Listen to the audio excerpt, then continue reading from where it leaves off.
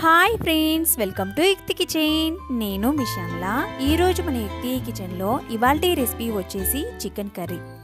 మామూలుగా chicken curry అందరికీ తెలిసే ఉంటుంది కదండి ఎలా వండాలో. బట్ నేను చేసిన చికెన్ కర్రీ అయితే మా ఇంట్లో వాళ్ళందరికీ చాలా నచ్చుతుందండి. 100కి 100 మార్కులు ఇచ్చేస్తారు. సో గ్రేవీ కూడా చాలా బాగా వస్తుందండి. నేనైతే మా ఇంట్లో చికెన్ కర్రీని ఎలా తయారు చేస్తానో ఇవాల్టి వీడియోలో చూసేద్దామా. ముందుగా ఒక హాఫ్ కేజీ చికెన్ని చక్కగా కడిగి తీసుకోండి. చికెన్లోకి ఒక 1 టేబుల్ స్పూన్ వరకు పసుపు, అలాగే ఫ్రెష్ జింజర్ గార్లిక్ పేస్ట్ ఒక 1 టేబుల్ స్పూను, కొద్దిగా సాల్ట్ని కూడా వేసేసుకోండి.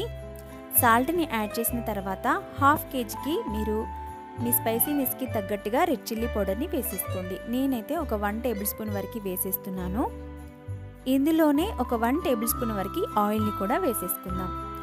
ఆయిల్ని యాడ్ చేసిన తర్వాత ఇప్పుడు మనం చికెన్ని చక్కగా మనం వేసిన స్పైసెస్ అన్నీ చికెన్కి పట్టేలాగా బాగా కలుపుకోవాలండి. చికెన్ని ఒక అరగంట పాటు ఫ్రిడ్జ్లో కానీ బయట కానీ పెట్టేసి మ్యాగ్నేట్ చేసుకోవాలి. ఈ విధంగా చికెన్ వండే ముందే ఈ విధంగా కలిపి పెట్టుకోవాలండి. కలిపిన తర్వాత చూపిస్తున్నాను చూడండి. దీన్ని ఒక అరగంట పాటు పక్కన పెట్టేసుకుందాం.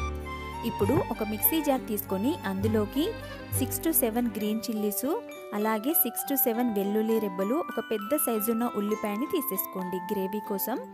ఇప్పుడు మూత పెట్టి మిక్సీ పట్టుకుందాం. మిక్సీ పట్టిన తర్వాత మూత తీసి చూపిస్తున్నాను చూడండి. ఈ విధంగా మిక్సీ పట్టుకుంటే సరిపోతుంది. దీన్ని పక్కన పెట్టేసుకోండి. ఇప్పుడు స్టవ్ ఆన్ చేసుకొని స్టవ్ మీద నేనైతే కుండలో వండుతున్నానండి, కుండ ప్యాన్లో. అందులోకి ఒక 3-4 టేబుల్ స్పూన్ల వరకు ఆయిల్ని తీసుకోవాలి. ఆయిల్ హీట్ అయిన తర్వాత ఒక పెద్ద సైజున్న ఉల్లిపాయని తీసుకొని సన్నగా తరుక్కొని వేసేసుకోండి ఆయిల్లోకి. చక్కగా ఆనియన్ ముక్కలని యాడ్ చేసిన తర్వాత కొద్దిగా వేగిన తర్వాత చూస్తున్నారు కదా, ఈ విధంగా కాస్త వేగిపోయిన తర్వాత ఒక గుప్పెడు మెంతి కూరని యాడ్ చేసేసుకోండి. మెంతి కూరని కూడా యాడ్ చేసిన తర్వాత చక్కగా ఆయిల్లో బాగా వేగేంత వరకు ఈ విధంగా ఒక 2 నిమిషాల పాటు కలుపుతూనే ఉండండి. మనకి ఆనియన్స్ మరియు మనం వేసిన మెంతాకు అనేది చక్కగా ఈ విధంగా వేగిపోవాలి. చూస్తున్నారు కదా, ఇలా వేగితే సరిపోతుంది. ఇప్పుడు ఇందులోకి ఒక హాఫ్ టేబుల్ స్పూన్ వరకు జింజర్ గార్లిక్ పేస్ట్, అలాగే మరొక హాఫ్ టేబుల్ స్పూన్ వరకు పసుపు. ఇప్పుడు జింజర్ గార్లిక్ పేస్ట్ పచ్చివాసన పోయేంత వరకు బాగా వేగనివ్వండి. ఇలా కలుపుతూ ఒక 1 మినిట్ పాటు పచ్చివాసన పోయేంత వరకు వేగనివ్వండి. ఇందాక మనం మిక్సీ జార్లో మిక్సీ పట్టుకున్నాం కదండి, ఉల్లిగడ్డ, వెల్లుల్లి, అలాగే పచ్చిమిర్చి వేసి మిక్సీ పట్టుకున్నాం కదా, ఆ పేస్ట్ మొత్తాన్ని ఈ పోపులోకి వేసేసుకోండి. ఇలా ఆయిల్లో మనం తయారు చేసుకున్న పేస్ట్ మొత్తాన్ని ఆయిల్లోకి వేసేసుకొని చక్కగా మంచి ఫ్లేవర్ అయితే వస్తుందండి ఆనియన్ పేస్ట్ వేగుతున్నప్పుడు. ఈ విధంగా కలిపేసుకొని దీనిపైన మూత పెట్టి చూస్తున్నారు కదా, ఈ విధంగా కలిపేసుకోవాలి. చక్కగా కలిపేసుకొని మూత పెట్టి ఒక 2-3 నిమిషాల పాటు మధ్యలో చూస్తూ అలాగే వదిలేయండి.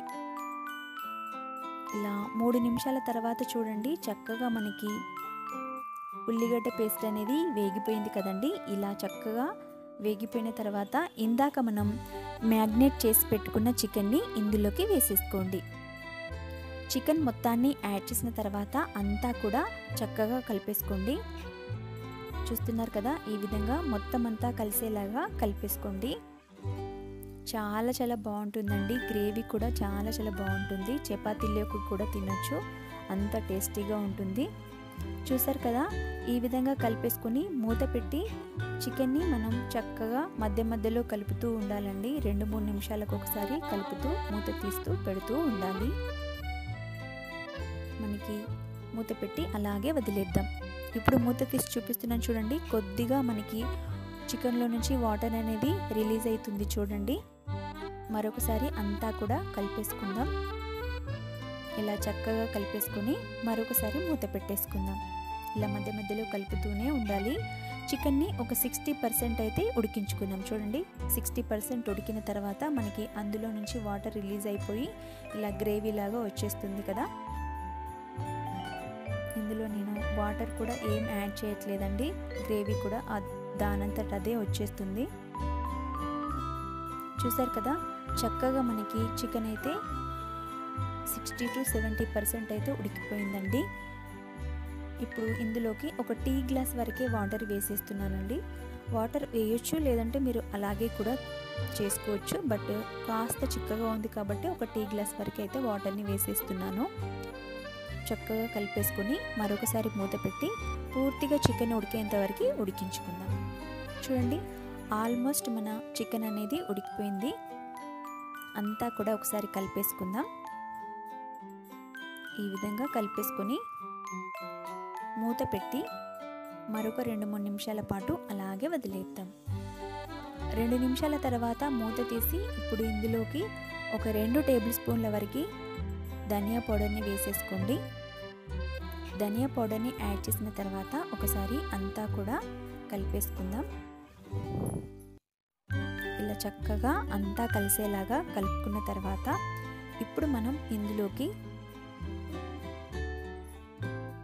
ముందుగానే కట్ చేసి పెట్టుకున్న కొత్తిమీరని వేసేసుకుందాం. చూస్తున్నారా గ్రేవీ ఎలా వస్తుందో? కొద్దిగా సాల్ట్ తక్కువైందండి, సో సాల్ట్ని కూడా వేసేస్తున్నాను. సాల్ట్ని యాడ్ చేసిన తర్వాత ఒకసారి అంతా కూడా కలిపేసుకోండి. ఇప్పుడు మనం ఇందులోకి ముందుగానే కట్ చేసి పెట్టుకున్న కొత్తిమీరని యాడ్ చేసుకుందాం. ఈ విధంగా కొత్తిమీరని యాడ్ చేసిన తర్వాత అంతా కూడా కలిపేసుకోండి.